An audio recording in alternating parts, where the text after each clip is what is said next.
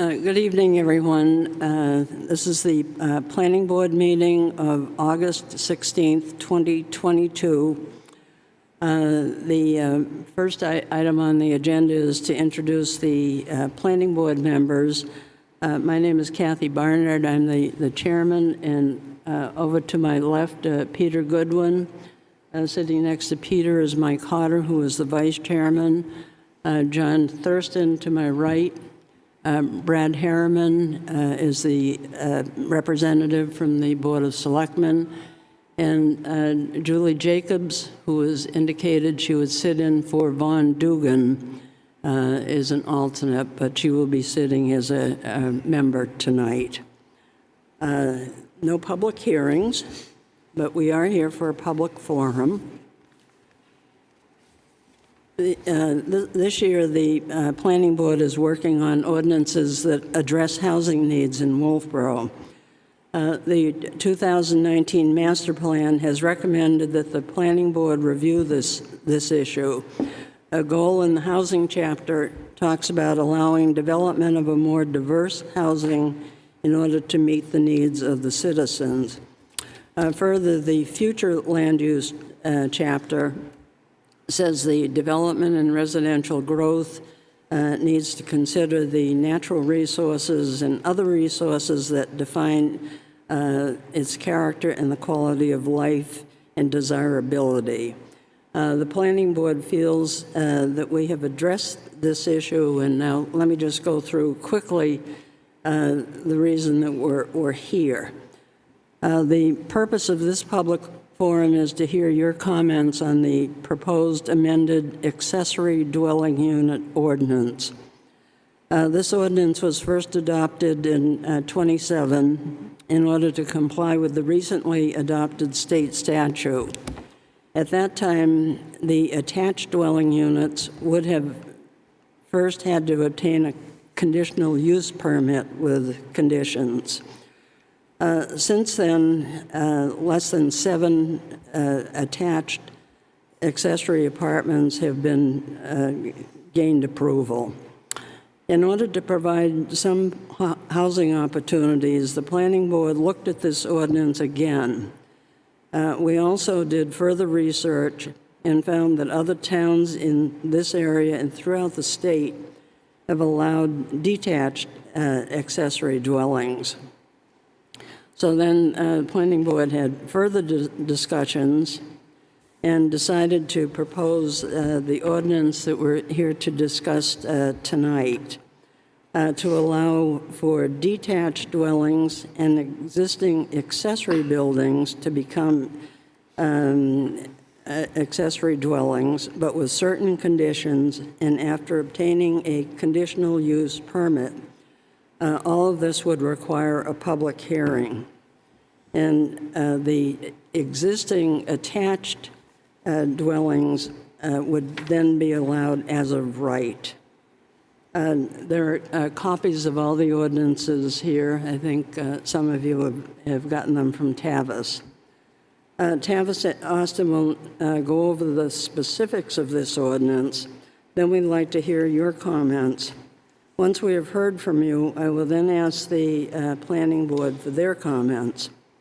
The next step will be for the Planning Board to discuss your comments and possibly make changes based on the public input. After that, if we decide to go ahead with the ordinance, there will be a public hearing on this matter before it appears on the 2023 town meeting ballot. Okay, Tavis, you're on. Okay, so I'm just going to go through the handout since so many of you have it in your hand. The first page is the accessory dwelling unit section of the regulation as it currently exists right now. And because it's printed front to back, it becomes a little cumbersome, but you'll notice nothing really changes until paragraph D and E. The one change that does happen in there is paragraph C in the existing regulations. The Planning Board has also discussed moving the definition of accessory dwelling unit into the definition section of the zoning regulations. On the first page, it says conditional use permit required for an accessory dwelling unit permit, but as Kathy outlined, here's where the change comes in. So in 2017, the state allowed every single-family home lot to have the right to have an accessory dwelling unit. The town adopted that by, as you see on the first page, by conditional use permit allowing an accessory dwelling unit within or attached to an existing single-family home.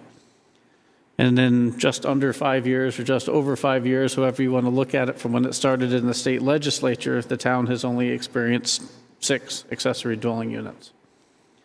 So to further the housing opportunities, the planning board thought about allowing detached accessory dwelling units, which is provided for also in the same statute, 674-73, but making those that are attached or interior to a home allowed with simply getting a building permit. I'm going to put an asterisk right there.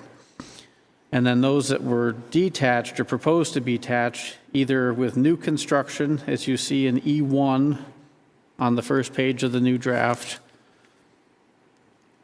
or in the conversions, E1B, conversion of an existing accessory structure, based on the parameters outlined in paragraph E, a conditional use permit could be issued to allow for a detached accessory dwelling unit. I'm going to point out that paragraph E does require a conditional use permit. It does authorize the planning board to grant waivers to criteria under paragraph E, and it excludes the shorefront residential district. So beyond that, I'm going to point you over to the second page of the new language where paragraph F comes in. Paragraph F is proposed to read standard conditions of approval, where it did read paragraph E, criteria for approval. I'm pointing it out this way because the same standards that apply to the interior or attached would also apply to the detached. One of the nuances that has been, or one of the, it's not a nuance, one of the key changes that the planning board is proposing in this language is F7, that says neither the single-family home nor the accessory dwelling unit shall be occupied as a short-term rental. Now, for those that say the town doesn't currently define short-term rental, you're correct. One of the parallel warrant articles going forward this year is the proposal to add the definition of short-term rental, which is the rental occupancy of a residential unit for a period of 31 days or 1 month, whichever is less.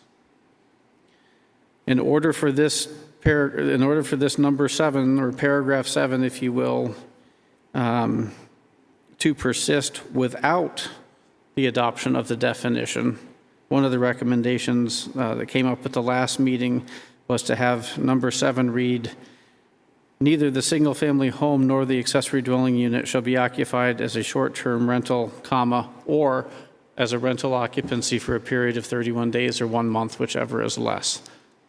That way, in case the definition doesn't fail the warrant, it still exists for the short-term, or for the accessory dwelling unit, pardon me. So most of the criteria with the accessory dwelling unit are still the same. They're limited to 1 per single-family dwelling. They're limited to 2 bedrooms. They're limited to 30% of the total habitable floor area of a single-family home, or 750 square feet, whichever is larger. They all require a dedicated off-street parking space. Neither the home or the accessory dwelling unit can be used as a short-term rental. The property owner must occupy one of the units, and they have to have a valid septic system, whether it's a septic system, community septic, or town sewer. Okay. And that's a good spot to start. Yeah, and then the conditional use permit, we're also adding that definition. Yeah, and then on the very back, looking at adding a definition of conditional use permit. Conditional use is a conditional use is a use that is permitted subject to compliance with a set of conditions or requirements as set forth in the zoning ordinance. So that still sounds confusing to people, but if you look, perhaps, if you look at the draft language in E1A and B, or E1, 2, and 3, those are the criteria that govern the conditional use permit. Paragraph F, apply to all accessory dwelling units. Okay, thank you. Okay, members of the public, we'd like to hear your comments now. Go ahead, Roger. I did put a sign-in sheet, if you could just do a name and address.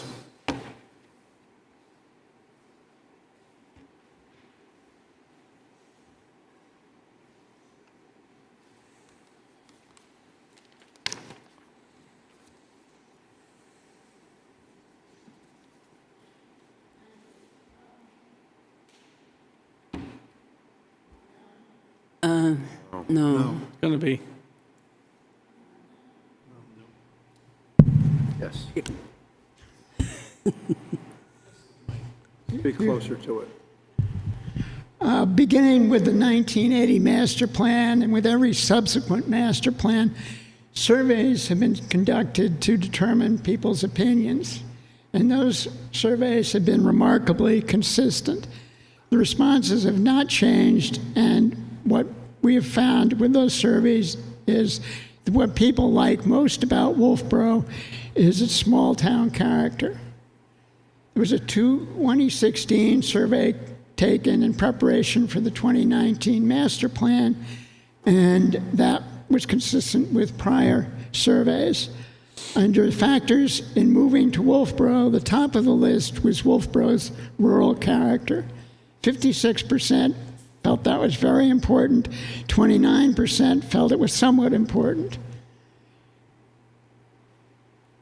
Under the town's actions to manage development, second after preserve scenic views was preserve open space.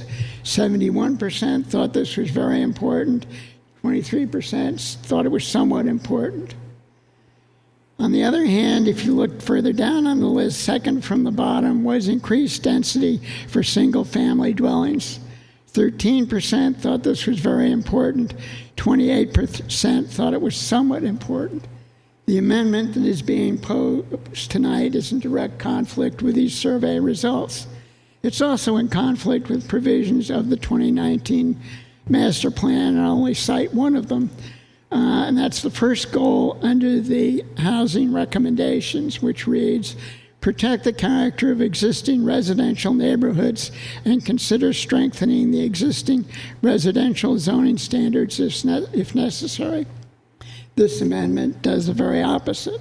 It basically doubles the number of single-family dwellings allowed in every district in the town except for the shorefront residence district. Where one single-family dwelling is allowed, permitted now, 2 would be allowed under this amendment. And the impact of a detached accessory dwelling unit is considerably greater than the impact of an accessory dwelling unit that is within or attached to a single-family dwelling, which is more like an in-law apartment and what is currently permitted under the ordinance.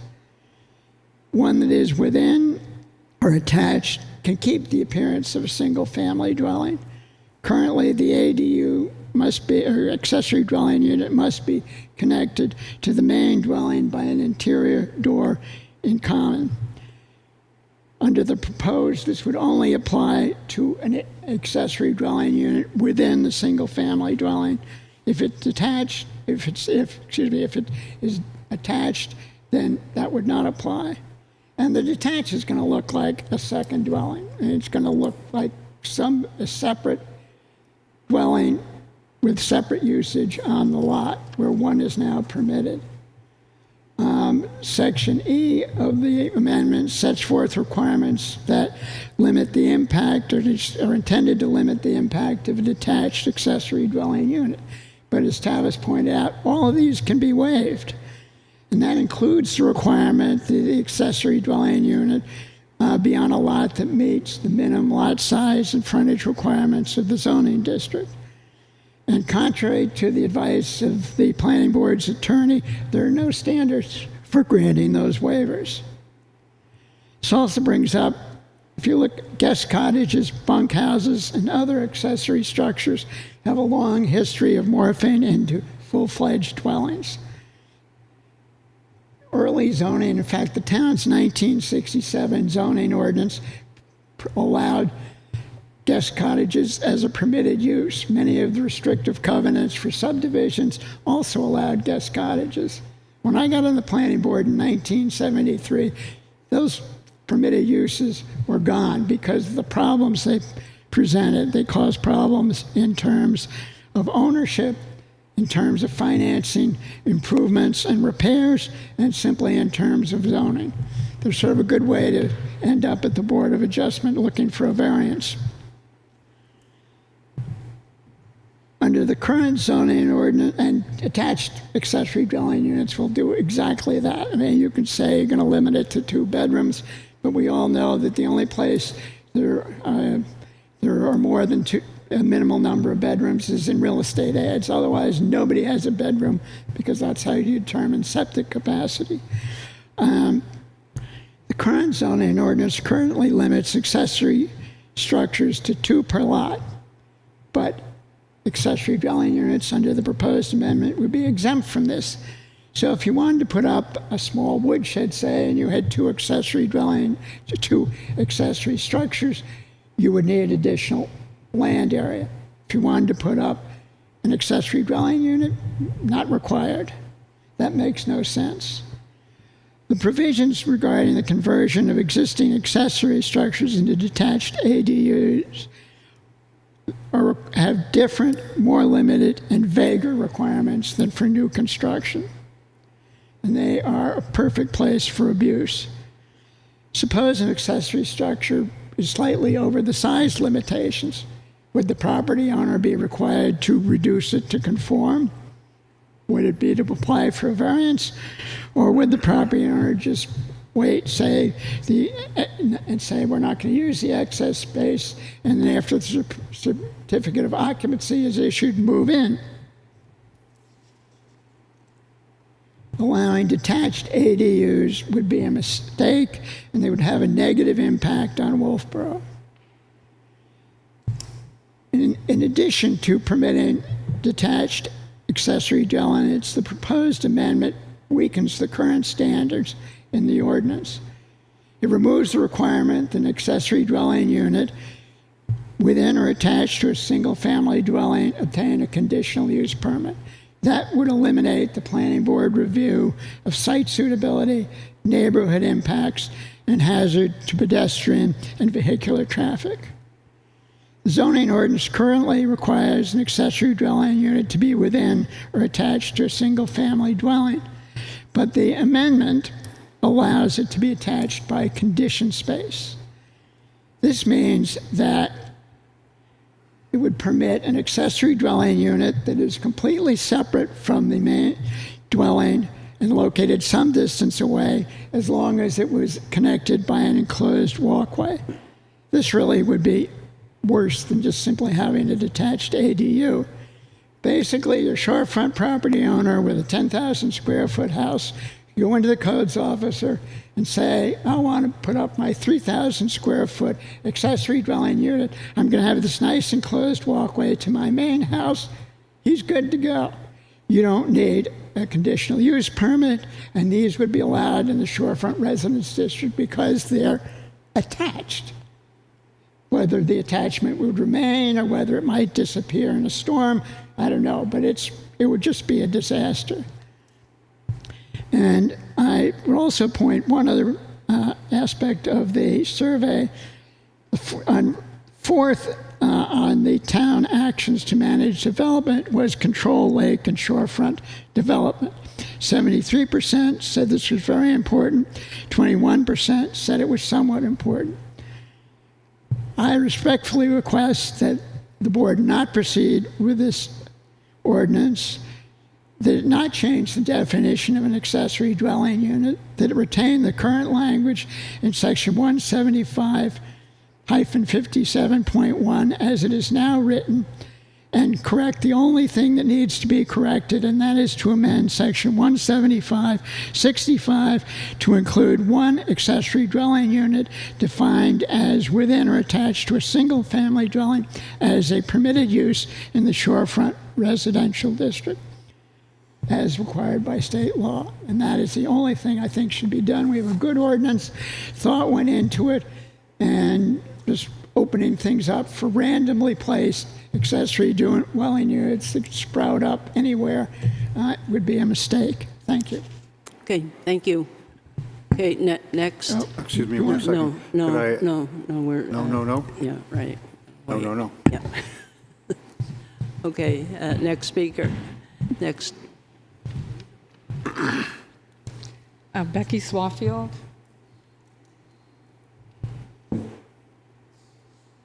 I came here tonight and I hadn't seen the proposed amendment. I don't know if anybody else had, but so I've quickly gone through it. I already had a couple of things I was interested in. One of my questions was going to be, can you actually build a new accessory building? I thought that was an absurd question, but apparently you can. My idea of an accessory building was that it was there with the house as an accessory and that someone would try to convert it. But now we're going to build a new accessory building. I, have been interested in zoning. I used to be on the planning board, and I've watched the town change, as anybody has. I've been here since '72. I'm not a native, but I married a native. And we've always had one dwelling unit per lot in town. And now we're going to allow 2 dwelling units per lot. So if it's an accessory building, but what if it isn't an accessory building? How do you decide?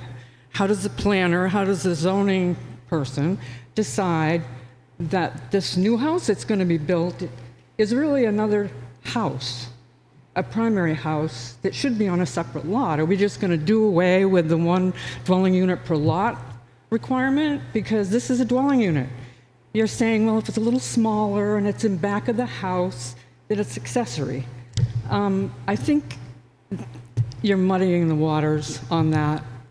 Another concern I have is the sewer capacity. I know that you mentioned that if it's on septic, that it has to meet the requirements, and I would assume you would require an inspection, I would hope, because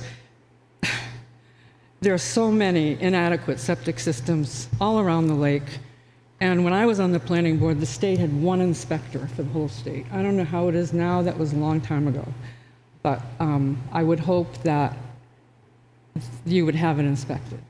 But my other concern is, what if it's on town sewer?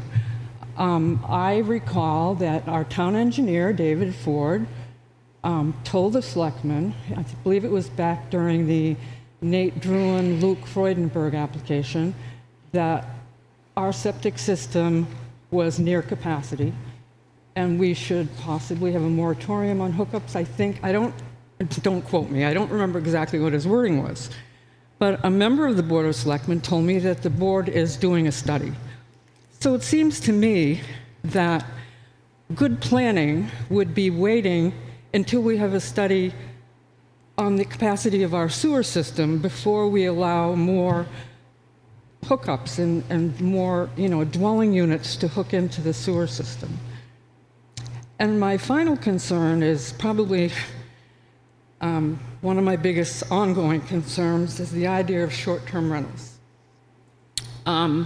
You say it won't be allowed. Well, first of all, you do not have a definition of a short-term rental. So were you planning to come up with one before you presented this warrant to the people? Because how can you say you're not going to allow something that you have no definition for? I know that you had a committee looking into short-term rentals previously and took public input and then disbanded. The short-term rental issue is a huge issue. There's over 70 short-term rentals in the town of Wolfeboro. And I just recently moved from Pleasant Street just in time because the Fitzpatrick house across the street from my old house is now a short-term rental on one of the most beautiful streets in town, one of the most sought-after streets in town to live on, and there are no regulations, no requirements, nothing for this short-term rental. One of my neighbors is already complaining because trash is being left out on the street. 2 weekends ago, there were 3 cars parked on the street and 1 car parked on the lawn. Who's going to prevent them from having music? The town is not enforcing regulations right now unless you complain about them. So I believe that this board needs to come up with a definition of what a short-term rental is and decide where they're allowed or not allowed. And there was an article recently, actually probably a few months ago, in the Conway Daily Sun about the problems they were having with short-term rentals. And there was an article in there about an attorney who used to work for the Lakes Region Planning Commission. He's now working on his own. And he's kind of an expert on short-term rentals. And he believes that any town that has zoning and a master plan, regardless of what you hear from the state right now, it hasn't gone to the state Supreme Court, that any town with zoning and a master plan can address short-term rentals, can deny them, can allow them with regulations.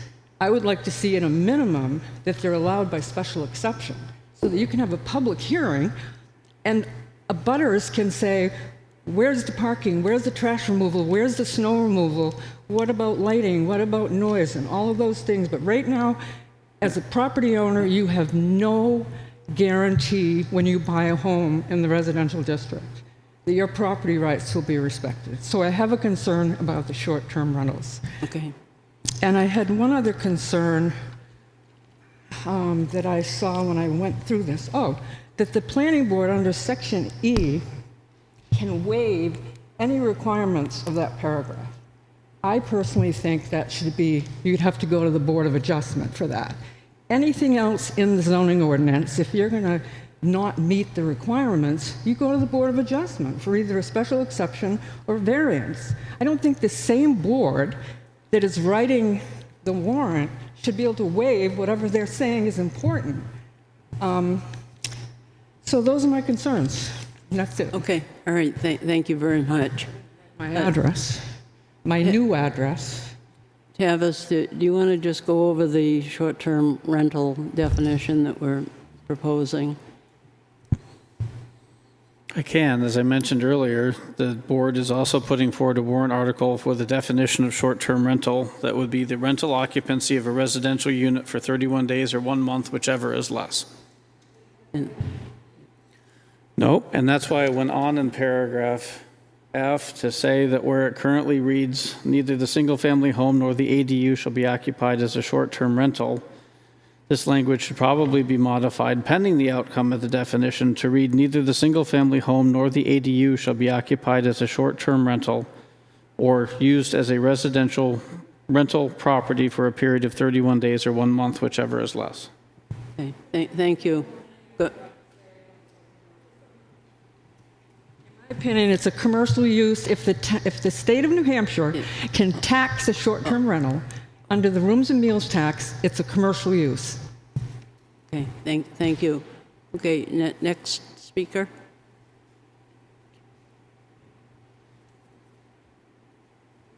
Ken. Well, no, I was looking at Ken. I thought he was about to jump up.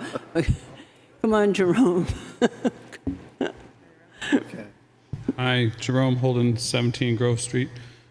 I like that you're going to change this, you're attempting to change this ordinance. I think that when you go out to dinner and you can't find anybody to wait on you, to go to a restaurant, the limited hours, it's hard to find help in this town. We need a lot more of these inexpensive rental places. I'm considering sooner or later having to provide housing for employees because there's just not any space in this town for people to come and work in this town. I like that it's not going to be allowed to be short-term rental. The definition didn't sound very good to me, though. It didn't sound like it has to be greater than 31 days or 1 month, right? Is that in there? Well, not to sidetrack the discussion on ADUs about short-term rentals, but the discussion the planning board had was to prevent quite literally short-term rentals. We have to be careful of the year-round residents versus those that own property but only come to Wolfeboro for a week or two at a time. So if you simply say it has to be longer than a week, there are people that own their property and are the only ones that live in their home, but they'd then be violating the law. So the planning board said, let's draw a line at a month, and there are some months with 31 days, therefore a period of 31 days or 1 month, whichever is less. So if you rent for less than a month, you're a short-term rental, but month-to-month rental would be okay. Okay, that sounds good. I just wanted to say that it's a good thing to change this, because I would be building a garage and putting an apartment in the back that's 700 square feet or less, that we would have to put an employee in or house somebody that would work in this town that wouldn't have the income to buy a $700,000 house, which is about the average price of a house now in this town. Thank you. Okay, thank you. Okay, Ken, are you getting up to, did you want to speak or no?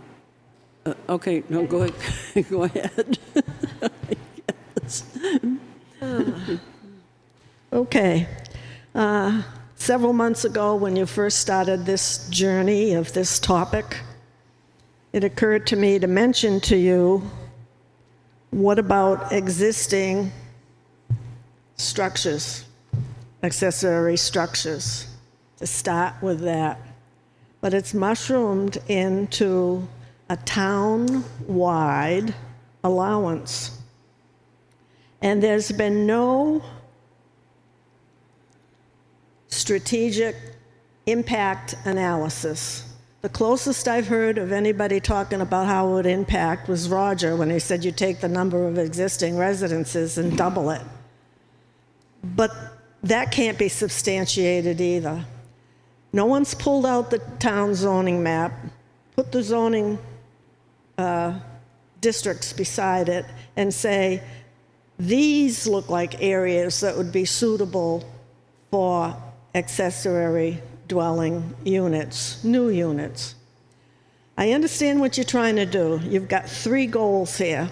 One is to clarify the existing state law that allows for accessory dwelling units throughout town. But you've construed that into meaning accessory dwelling units new throughout town. And the third component is existing accessory dwellings to be turned into accessory dwelling units. The one that I have the most difficulty with, and I implore you not to adopt, is the one for new build throughout town, new accessory dwelling building throughout town. We don't know what the impact of that is going to be. No one can sit here and say what they think the impact will be. I could say I think it's going to be 50 houses in 10 years. Someone could say it'd be 500 new accessory dwelling units in 5 years. Nobody knows. No one sat down and calculated the impact to the community. It's going to change the environment of the entire community. If this thing catches on, it's going to change each neighborhood. It's going to change the complexion of the whole community. It's just a very poor conceived planning tool. And I've got lots of questions about the amended version. You're trying to integrate what exists by state law with what you'd like to propose, which is the conversion of existing buildings and the new build. And I see some problems with it, but I'm not going to take the time to go through it because I'm hoping that you'll just kill this thing. I heard the planning board say at a meeting, and rightfully so, that the ordinance as written hasn't produced very much results. Just a few people have applied for accessory dwelling units in their attached homes. I might suggest that one of the revisions to that could be that under your existing, I guess it's number 3 on both pages. No, it's number 2 on the old and it's number 3 on the new. But to say that rather than just have to have a solid combined wall for a door, to broaden this to allow for a hallway connection or a connection with a breezeway, you've ruled that out. There are, I would assume, plenty of homes that have a breezeway to a garage. That wouldn't suit this ordinance the way it's written. And it's something that was overlooked, and in fact, I was told that the planning board would probably not accept that idea. So I think that needs to be looked at as a possibility for expanding upon what currently exists. Now remember, we've got to, I feel a sense of urgency with the board. Almost like, well, I'll leave it at that. We've got approved from the zoning board 180 units sitting out there somewhere. Will be coming down the pipeline at some point. I would imagine they're not going to go away with what they've invested in the process thus far. I don't see an urgency to change this the way it exists, other than I think Roger had a suggestion in the suggestion that I give you for a breezeway or a hallway. The other one's just a simple question. Why did you choose the route of not having it go through the ZBA rather than your, whatever you call it, special condition? I can tell you why. Because one of the 5 criteria at the zoning board, if someone came in for a new build, would be, does it substantially change the character of the neighborhood? I'm not going to answer that question today, because if it comes before us, I don't want to be held to my answer or my thought. But I think you all know the answer to that. So I implore you not to go forward with this as written, especially all over town. Thank you. Okay, thank you. Go ahead. As I listened to and have thought about the proposed detached accessory dwelling unit change to the town zoning ordinance, I realized that some of the town's vision of what it wanted to be would be changed. The town has used surveys, charrettes, context-sensitive solutions, master plans to gather town public opinion. The vision in the 2019 master plan says, preserve the quality of its village and rural character.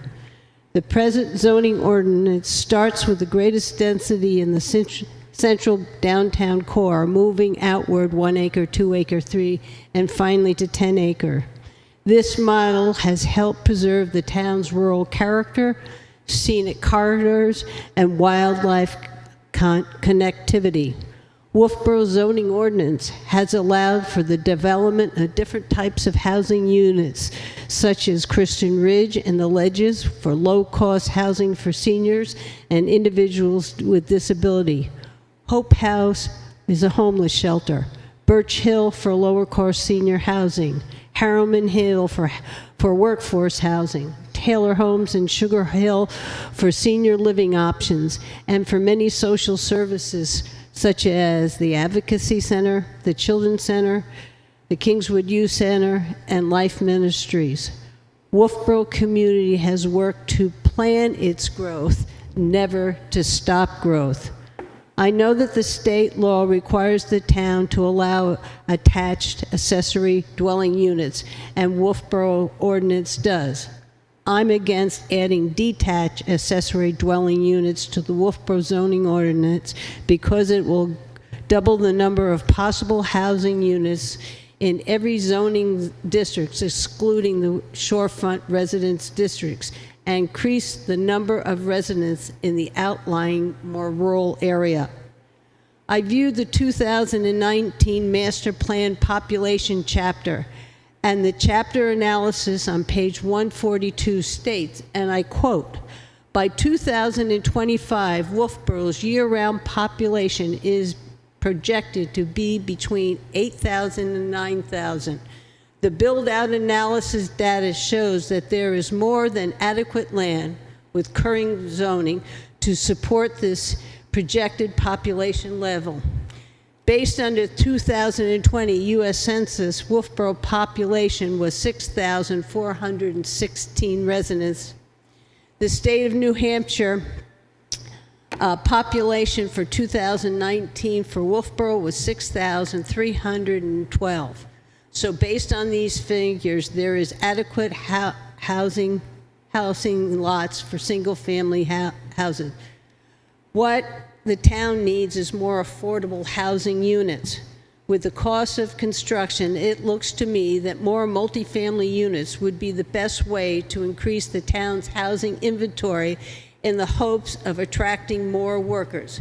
But the lack of workers is not just a Wolfeboro issue. The ZBA just granted variances to allow 180 housing unit development in the downtown core, which is within walkable distance to the business district.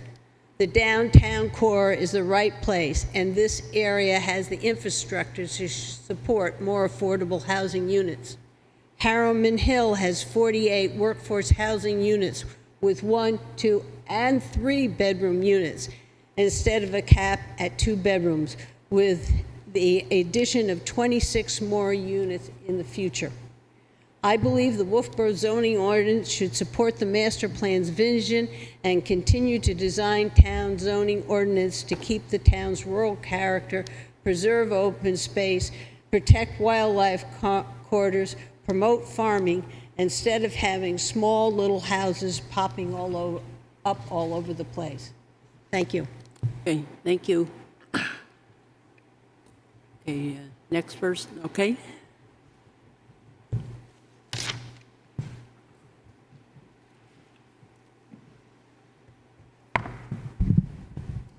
Hi, I'm Gordon Lang of 21 Trask Mountain Road in North Wolfeboro. I'm the current president of the North Wolfeboro Area Association, but I'll be speaking for myself, not for the association. We haven't had a chance to discuss this as the association, but we will be this Saturday. Bringing it up to the board, the other officers, they did express their unanimous concern about the proposed changes to the accessory dwelling unit regulations. I am also quite concerned. I fail to see the need that this is addressing. I'm quite concerned about affordable housing in Wolfeboro. I recognize that need. I don't feel that this addresses it in any meaningful way. I'm particularly concerned about the getting rid of the need to have an attached dwelling unit. In the past, I've found that the town planner has been very accommodating as I have needed to propose different ways to make living areas for caregivers for my parents. First, it was for my mother. First, it was going to be my nephew and his wife, and then eventually we were able to create a different unit in both cases, working within the existing law and adding another unit into our house. But the town planner was quite adaptable in terms of showing us how we could use what we had and modify it and add on and work within the existing regulation. It wasn't an undue hardship. Again, it was exactly the kind of thing that we're talking about here, but I don't see the need for this. I'm sorry. I feel that if we start having multiple detached living units, multiple living units on the same lot, that we're creating a need, a pressure ultimately to find cause at some later point for dividing lots and trying to basically make smaller lots. Obviously, we can't do this right now, but I think that we're creating the momentum for that at some later point. We're going to create a problem we'll have to solve, and this seems perfectly avoidable right now. Thank you. Okay, thank you.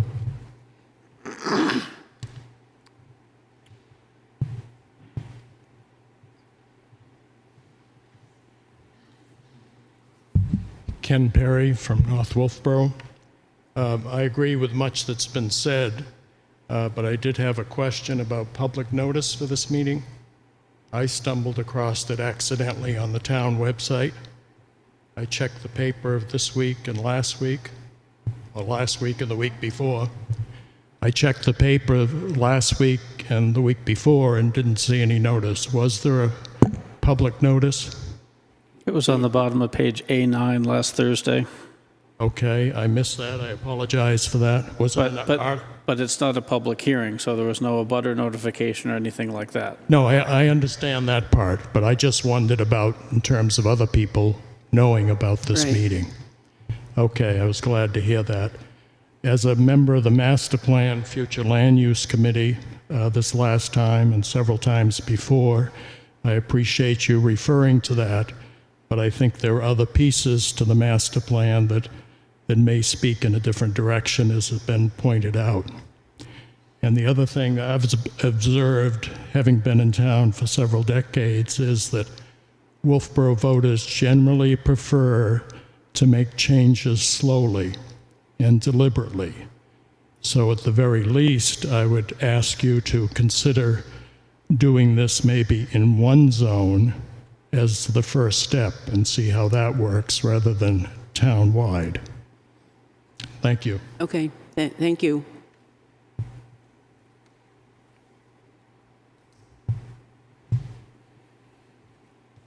Anyone else?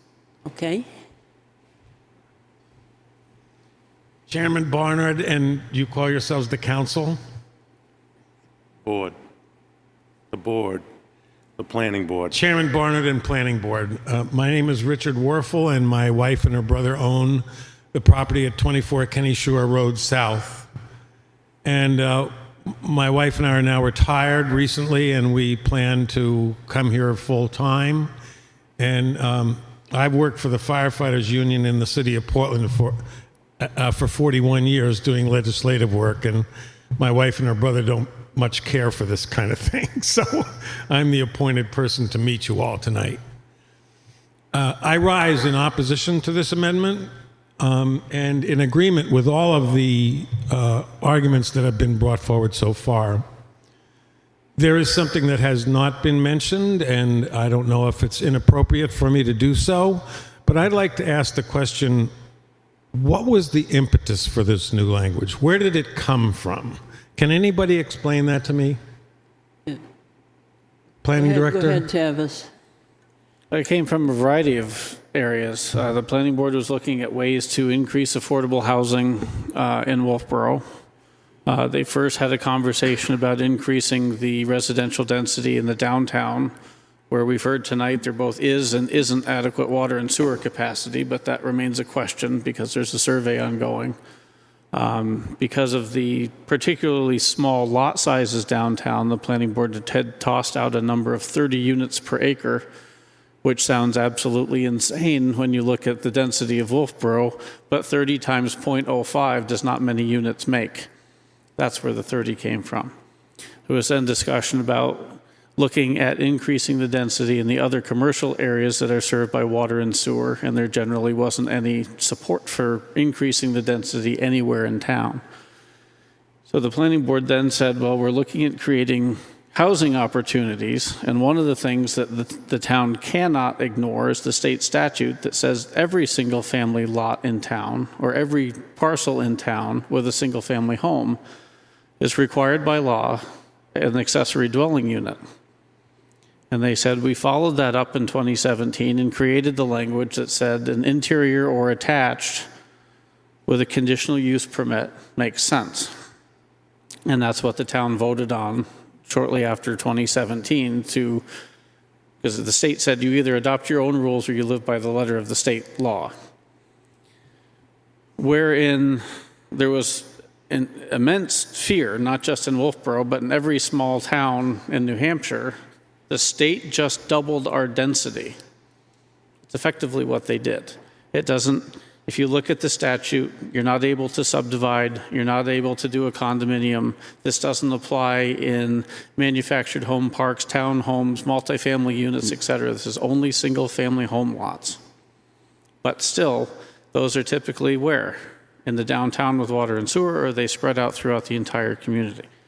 But the town in 2017 adopted a conditional use permit process, which is exactly what's written here. There's been some confusion about whether the interior door is or is not required, or the habitable space connection. Those are both in the existing and the proposed language. I don't want to go down that rabbit hole because it was poorly represented by some of the comments. I think by lack of understanding more than anything else. But the planning board said if we can't increase the density because we're not sure of water or sewer, and there was a public forum of sorts that said don't raise the density, one of the opportunities to provide workforce housing would be to pursue the idea of detached accessory dwelling units, because as you can tell, the town has been overrun with them, i.e. 6 in 5 years, as opposed to over 2,000 new single-family homes that are not meeting the affordable threshold. So yes, personal bias, yes, there's lots of land in Wolfeboro, but the larger lots that are left are not going to be creating affordable units. They're going to be developed by those that can afford large lots and then put the larger house on it, or it's going to be subdivided, et cetera. Okay. So the idea by the planning board was and I think the word even came out of, I don't want to point out which board member, but a board member's mouth, this is a half step by going to a conditional use permit to allow a detached structure. Now, people say detached accessory dwelling unit and get scared because it's another family. People often intersperse the phrase mother-in-law unit. Well, having your mother-in-law live in your house does not an ADU create.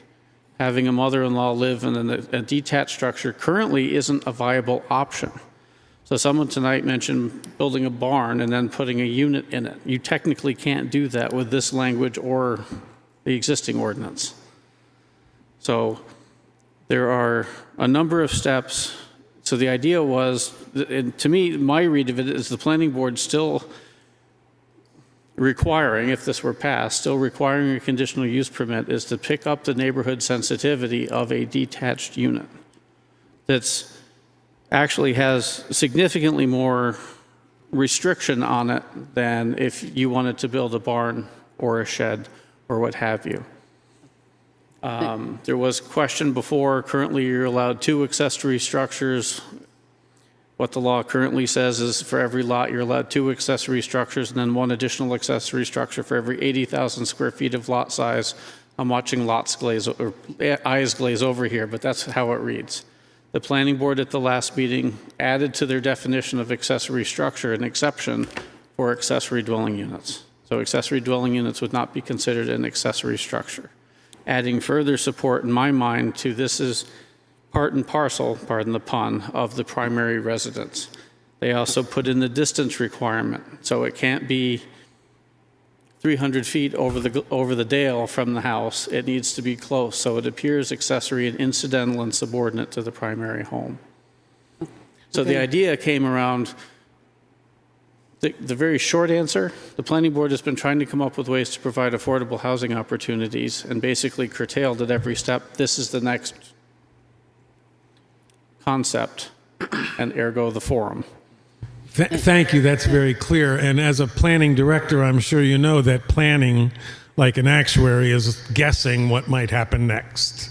I travel a lot, and I have had this subject come up in the households of many of the folks that I have stayed with in their communities. Our culture has become one of not being particularly truthful, not particularly following the law, and having laws that exist and no ways to enforce them. And so with any regulation or law, it could be on the books, but if there's nobody watching, if there's nobody paying attention, people in our society are going to break those rules. And this Airbnb thing or VRBO thing is taken off in this country like wildfire. Could we just stick to the accessory dwelling unit, please? Well, understood, but there was an argument made during this moment that talked about the concern of a potential effect of if this were to be passed as written, which could cause that to occur. A definition for short term. And so under the definition, even in the state, this is happening all over the country. There are regulations being written and nobody's there to enforce them. And so an unintended possible dark shadow that could come from passing this as written, I would like you to consider that before you make your votes. Okay. Thank you. Okay, thank you.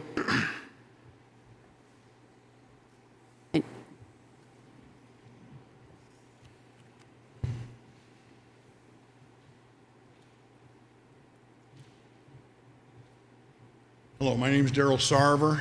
I live on McManus Road, and I have approximately 2.5 acres of land. I am in favor of modifying this ordinance to allow a separate detached accessory dwelling unit. My wife, our home is approximately 2,500 square feet. And my wife and I live in that home alone. We don't have any children or anything, the family that lives with us anymore. They occasionally come up and visit, but we would like to be able to and are considering building an additional unattached accessory dwelling unit on our property and basically moving into that house and possibly renting out the main house full time. I feel that that's a fair thing that you allow property owners in town to do if they have the land that allows it, if it's allowed within the zoning ordinance, and they also either have the sewer capacity or they build an additional sewage septic system to handle the additional capacity. One thing that I don't think that has been taken into consideration by some of the residents is that Wolfeboro is growing. We've got statistics that were brought up tonight that the town is going to grow by 50% in the next 5-10 years, whatever the statistic was. I apologize. But as the town grows, the planning board, the zoning commission, the town government has to they have to allow for that. The other thing too is taxes. The town can't grow at all. If you want to put in any kind of housing for people to be able to come here and work in our restaurants or work in our gas stations or our grocery stores, if you want to be able to provide for those people to have a place to live, you have to take all that in consideration. And who's going to bear the brunt of that? It's going to be the homeowners that are paying the additional taxes. So if the homeowner is on a fixed income, such as myself, they may or may not be able to continue to live in their home, whether they want to expand it or not, either through an unattached or an attached accessory dwelling unit. So they may be actually, I mean, I've looked at my taxes going up every year. We've lived in town for 8 years, and almost every year that we've lived here, my taxes have gone up. We've got a beautiful high school. We got a beautiful new town hall. We got things that the town wants to do to make the town nicer. But this is not going to happen. This can't happen without additional tax revenue, and that is going to has to be provided by the homeowners of the town. And the only way that's going to be accomplished is if the town government allows some sort of expansion capability. And whether if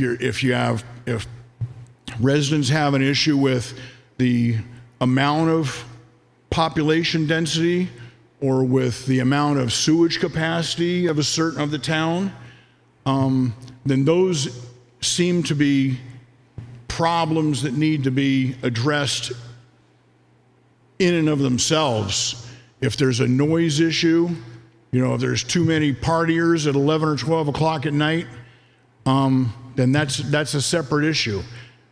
I think what I'm seeing is a lot of residents might be just downright afraid that the noise and the characteristics of short-term rentals, or whether they're short-term or even long-term rentals, just rentals in general, with that comes its own set of problems. And those problems, I feel, need to be addressed over and above the current changes that you're trying to make with the town, with the unattached and attached accessory dwelling units.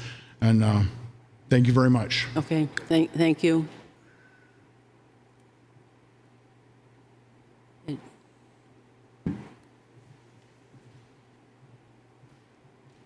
Anyone else want to chime in?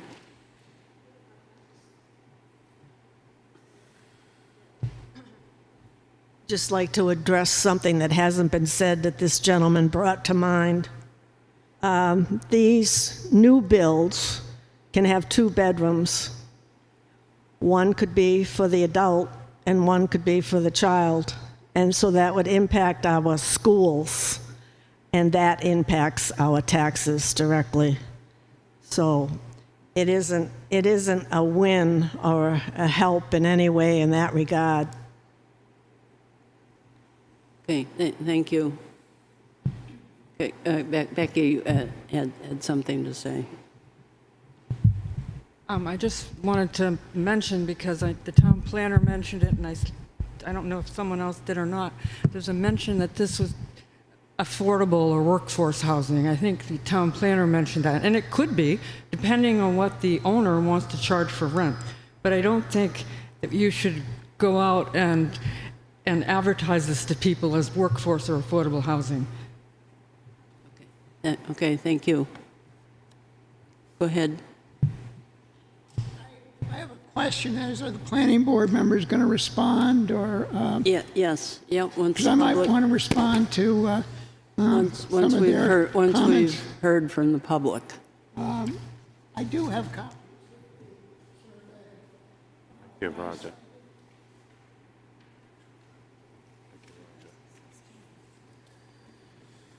Thank you. Thank you, Roger.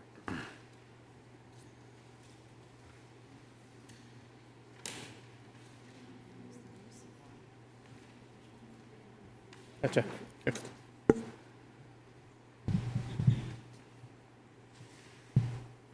Okay, is that it? I would make one comment. I was on the Housing and Economic Development Committee, and one of our recommendations was that there needs to be a diversity of housing in Wolfeboro. And certainly there is need for employees, but that's, as has already been pointed out, something specific to Wolfeboro.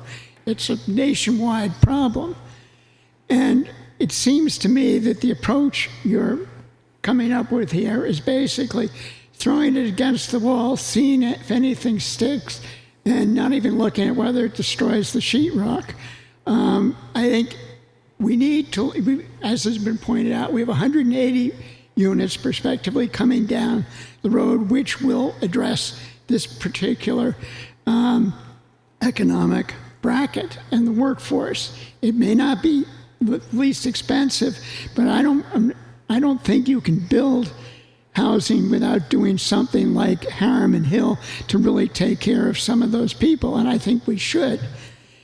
But I think just doing this, but there's no guarantee. Certainly the guy with the 3,000 square foot accessory dwelling unit in the Shorefront District is not going to be providing workforce housing. And I think what the board should look at is look at its existing regulations and perhaps look in terms of the proposal for 180 units to require a number of variances, and look at that and see whether there's something to be gained from that, and looking at specifically targeting it, because it really doesn't do you any good to come up with accessory dwelling units if they don't address the need you're trying to address. Okay, thank you. Okay, any other, okay.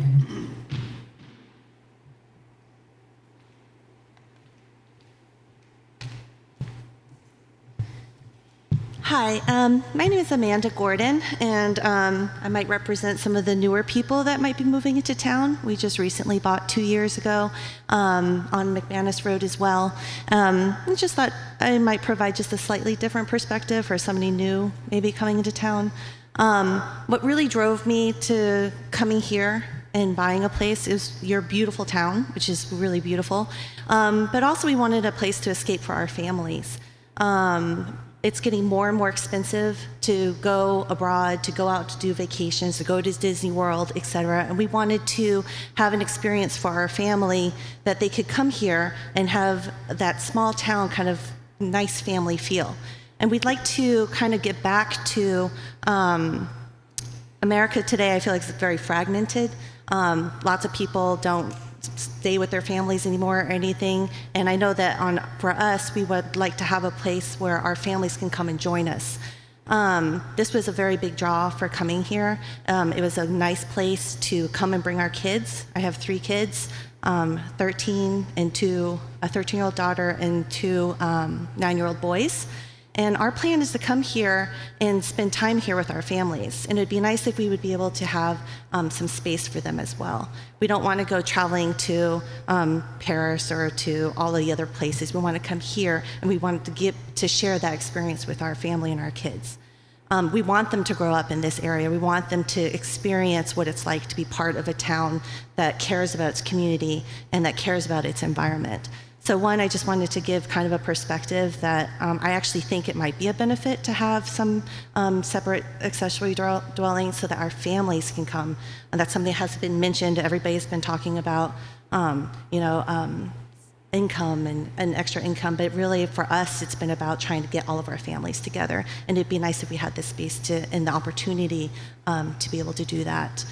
And then just the second point that I haven't heard anybody mention maybe peripherally, is that there's been a lot of concerns here about,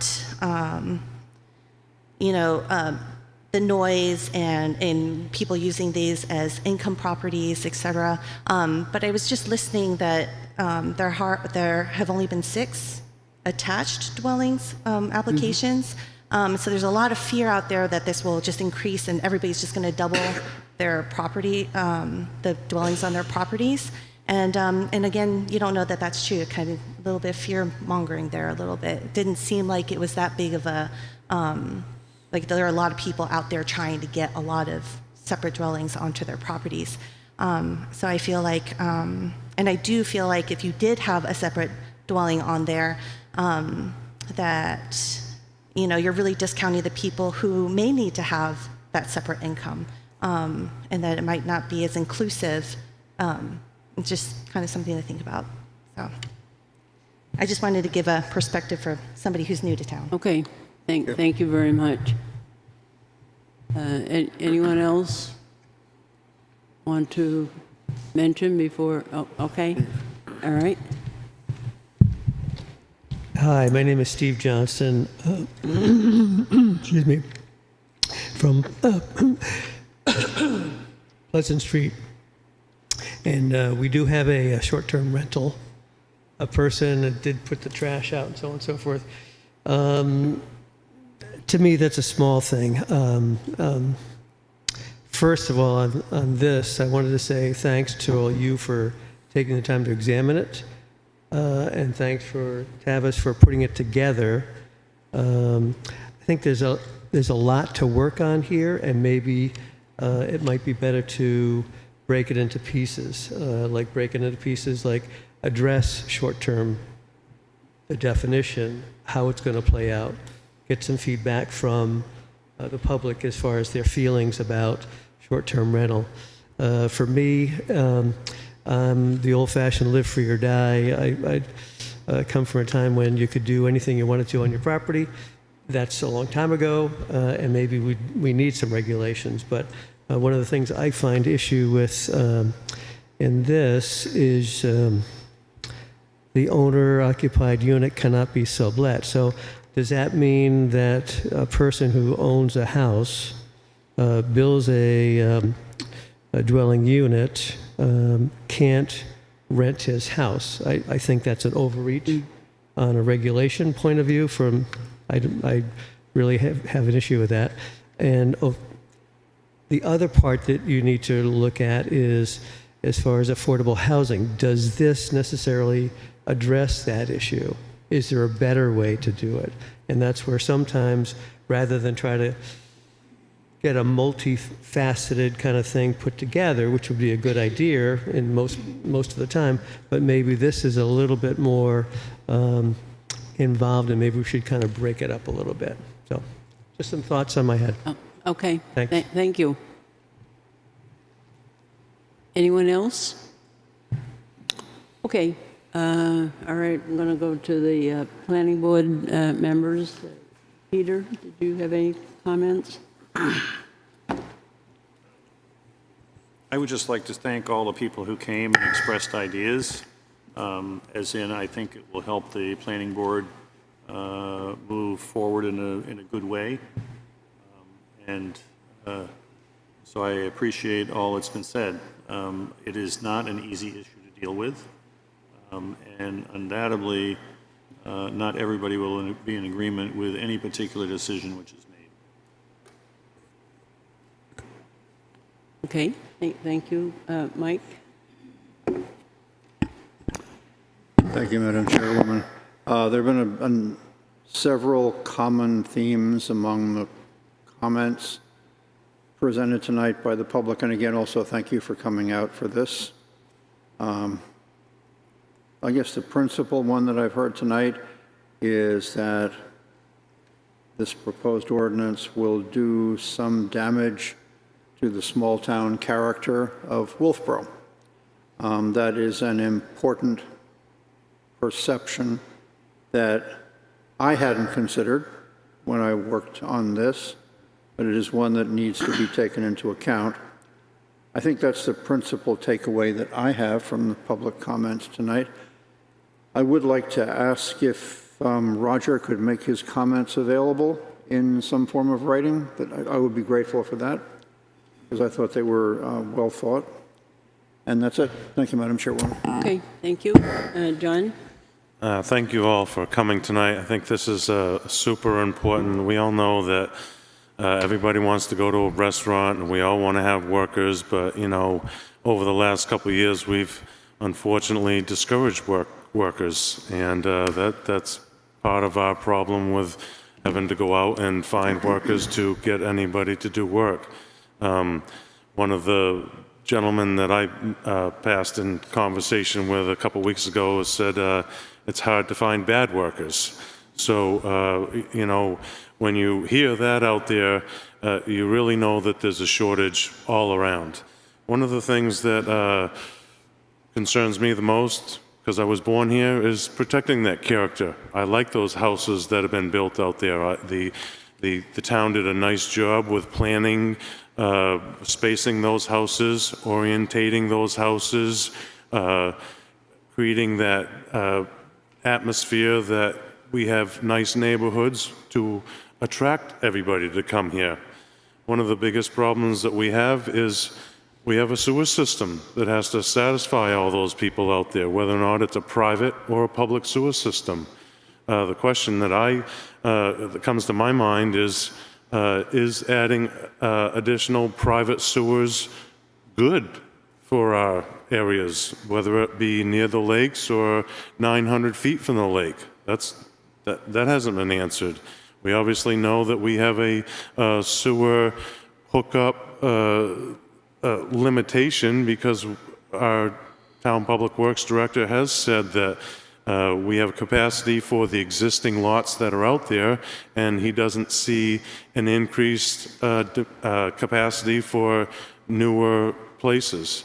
I think one of the things that I grew up learning was we allow capitalism in our society, and we allow the market to create that housing. What we're seeing is those 180 units coming through the zoning board and being created out there, and I'd like to see the market bear some of that housing. One of the other things that comes to my mind is, you know, when we build Sugar Hill and the Taylor Home community, I think there's going to become a day when those places are going to have to build their own housing for their own workers out there and not depend on everybody else to give up their land to create the housing that they essentially need. So to me, that's a real big thing. I think we should be fostering these large expansions of Sugar Hill and Taylor Home and Huggins Hospital and any inns or any of that stuff to create their own housing for their workers. And to me, the people will vote in March and will ultimately know the decision. And other than that, I feel slightly vindicated here tonight because I didn't support this amendment at all. I see a 3-to-1 against 2 margin, and I'm not discounting the people who did speak in favor of it. I think there is room for work, and I think the planning board should work on it some more. Thank you very much. Thank you, John. Go ahead, Brad. Yes, thank you. I also want to thank everybody for coming down tonight and voicing their opinions on either way on this. I agree with Mike. There was, the takeaway. One of the common themes being the character of the town, which is very important to us and everybody here too. And just kind of want to, reiterate our intent with this was to help out with the long-term rental issue in the town, because we've all been hearing things like people can't find places to live because of the short-term rentals. Everybody's gone to Airbnbs and stuff. So this was kind of brought about to help address that problem. This would be a long-term rental situation that would hopefully be affordable for some of our workers to be able to stay here in town. So we have some more work we got to look at this and take into account everything that was said tonight, and kind of go on from there. So again, I appreciate it, and thank you for coming. Thank you, Brad. Julie? I don't have much else to add other than what the other ones did, but nobody really brought up the subject of the aging in place problem that a lot of people have had, and that is what we're trying to look at also, is a lot of people are being aged out of their homes by price and taxes, that are thinking that, oh my, I can't live here anymore, I have to move away. I'm getting close to that myself, thinking those types of things. This type of situation is one that we have been looking at on the planning board, trying to use this type of a situation with a detached type dwelling, like this other gentleman was talking about, as building a smaller dwelling so that they can switch places in a year or two from the large house to the small house. He still will be living in one of those homes, just not the great big one. He'd be renting the great big one, therefore allowing him to still age in place in his property. That is one thing that we've been working on. So thank everybody else for more ideas of what we've been trying to work on, trying to get everybody included. Okay, thank you. Thank you, Julie. Yeah, go ahead. Yeah, I'd like to echo and reinforce what Julie had to say. In fact, you beat me to it. If you look at the purpose statement of the proposed amendment, paragraph B, purposes are to increase the supply and diversity of housing.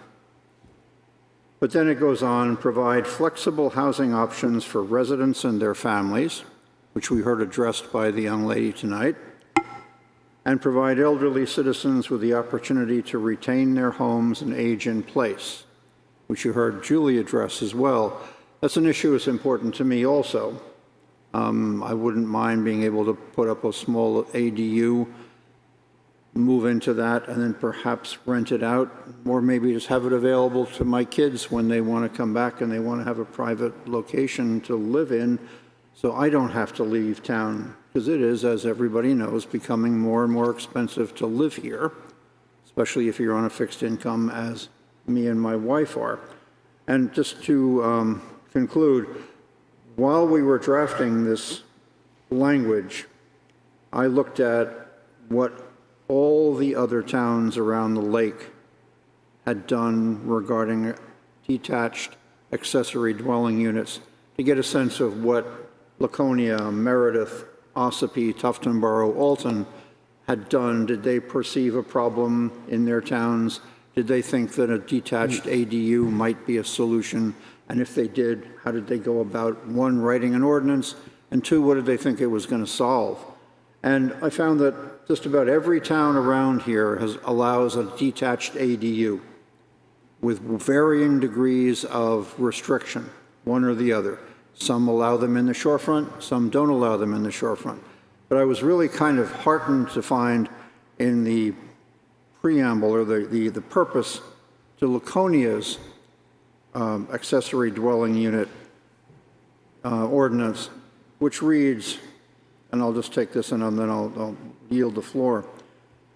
ADUs are intended as an option for homeowners to offer separate and independent living space for their extended families, or to offer small dwelling units as rentals to offset the expense of maintaining a dwelling, which is exactly what we had proposed our ordinance for, a way of letting people stay here who could not perhaps otherwise stay here because it was simply too expensive. And we tried to craft an ordinance that would allow that, that wouldn't make it look like there were two dwellings on the same lot and we were doubling the density. Thank you, Madam Chairwoman. Okay, thank you. And let me just mention that the planning board had an email from Rich Massey, 74 Moose Point Road, and he said he understands the town's need to come into compliance with the legislative mandate regarding the allowance of ADUs in all zones, offering property owners the option to construct attached ADUs to their home achieves that end. Then he goes on to take some issues with the Section E, which we've been talking about this evening. So as far as comments from me, I'm really looking forward to discussing this again with the planning board, probably more than once.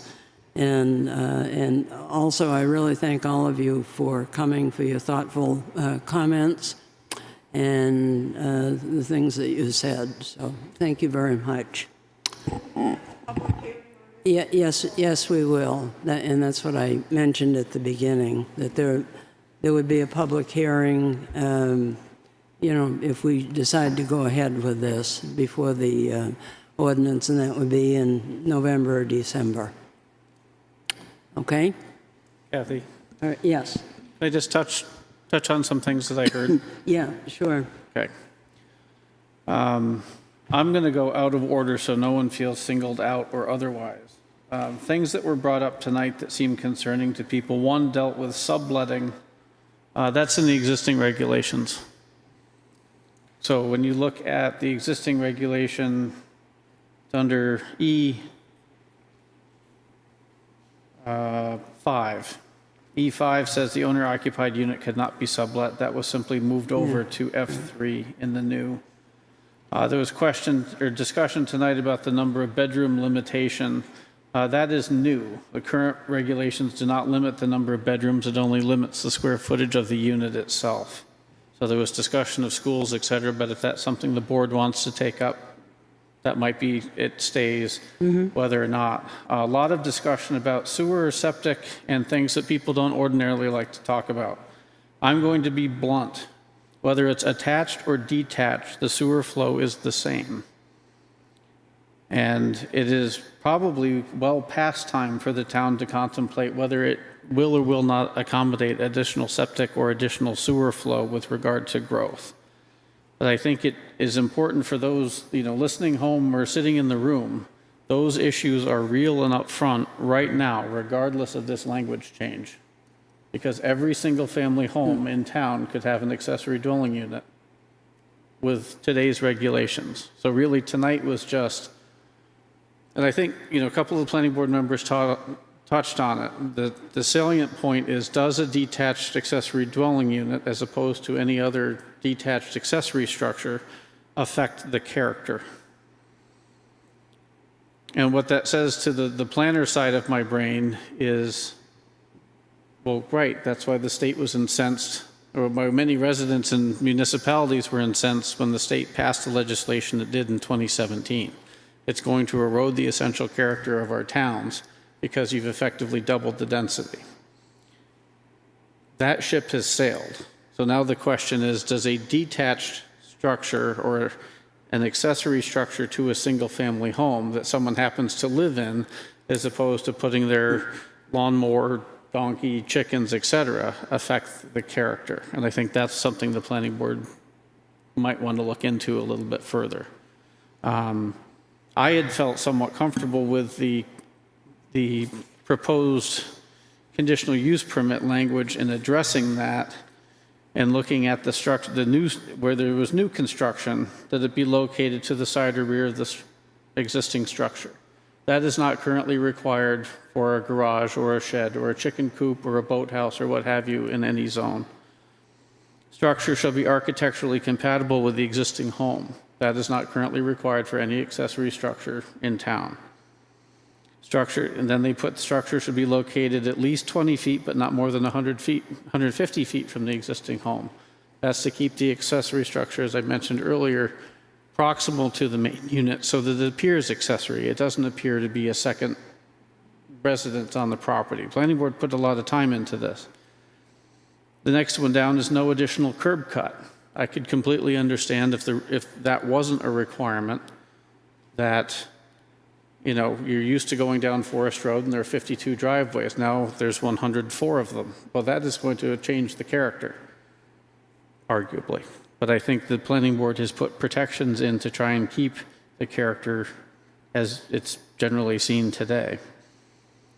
Where an access way or sidewalk is proposed to connect the single and the proposed ADU, an access way to the side or rear, said access way shall be to the side or rear of the home.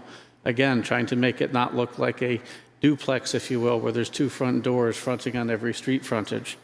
And then the planning board was rather bold in looking at 1A6. In addition to the notice of decision, the applicant shall prepare and record a restrictive covenant for the property, acknowledging the conditions of approval and zoning regulations as applicable. So they're required to put a deed restriction on your own property to adhere to the rules that the town reviewed at the planning board, had a public hearing on, and then either granted or not. So while I understand you need to look at the character of the neighborhood, I think the planning board in this particular draft, someone used the word overreach. Yeah, a lot of this stuff is kind of overreach, but I think they did it to protect the neighborhoods, protect you as residents.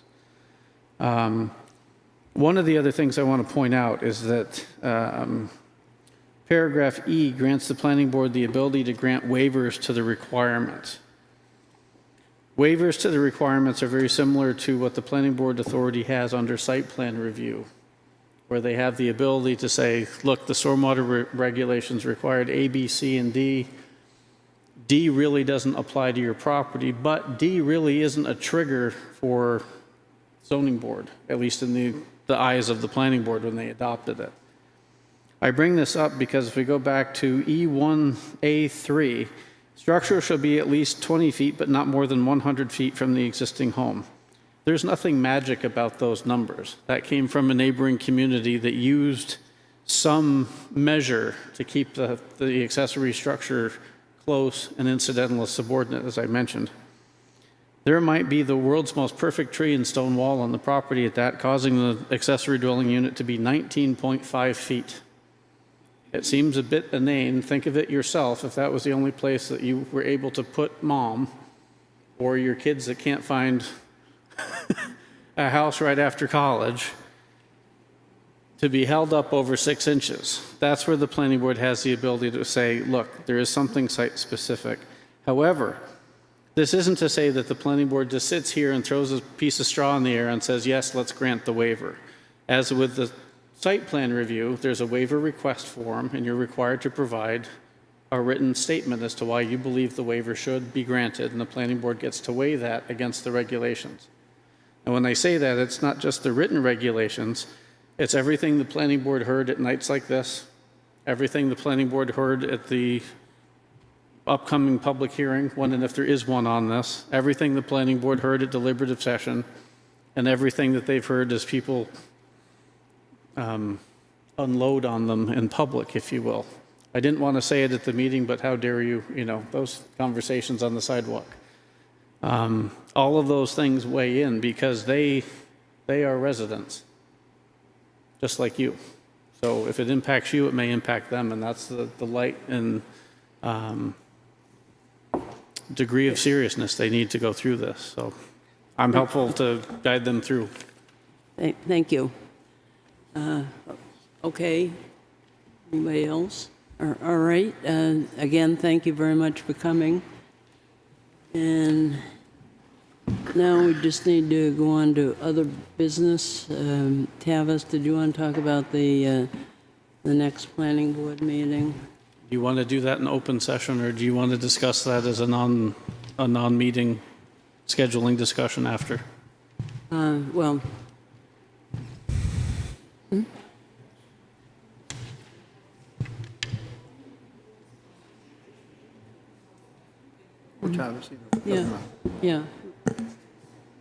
Yeah. And then.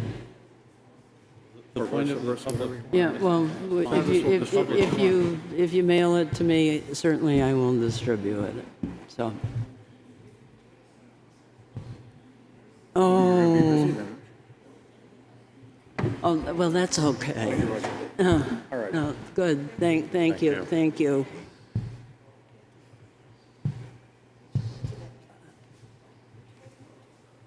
Oh. Okay. I forgot to thank you all for your service. All right. Thank you. Okay. So, Kathy, I think it would be a non-meeting just to discuss scheduling. I think it might be more confusing if the whole world is listening. Can we just do the minutes? Okay. All right. Let's look at the minutes.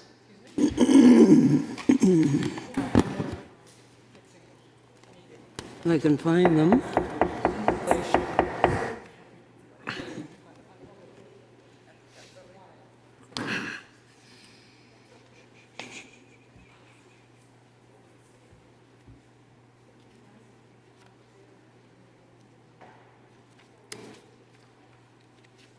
Okay, any comments about the minutes?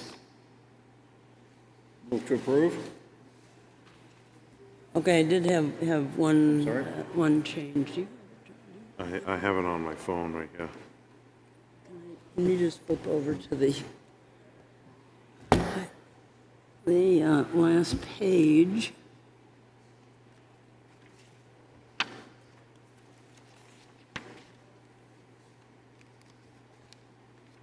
Okay, let's see.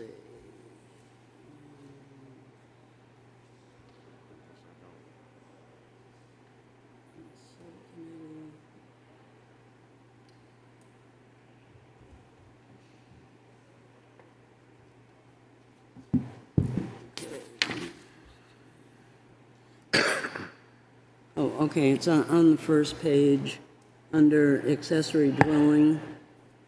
Where I said, stated the board will open the forum, go through the preliminary information, and then open for public comment. Oh, okay, I'm talking about the number 4, accessory dwelling, the next to the last paragraph, where I said I would open it for public hearing and would like the board to engage. Do not engage, it should say to not engage in the public discussion, which is what we just did, okay? All right, thank you. Okay, Mike, you made a motion? Move to approve as amended. Okay, and John? No, I didn't. Oh, you didn't. I'll second it then. All in favor, please say aye. Aye. Abstain. Opposed and abstention. Okay, thank you. Okay, can we talk about the September? I think you can just adjourn. I think you can just adjourn. Oh, okay, well, I thought you wanted to talk about a new starting time for the planning board meeting. Yeah, it would be a non-meeting to discuss scheduling, so I think you can end the planning board meeting, and then we can just discuss that briefly. Discuss it. Oh, okay. All right, well, Public comment. yeah, okay. Did you want to make a comment, Linda? Okay. Move to adjourn. All in favor, please say aye. Aye. Okay.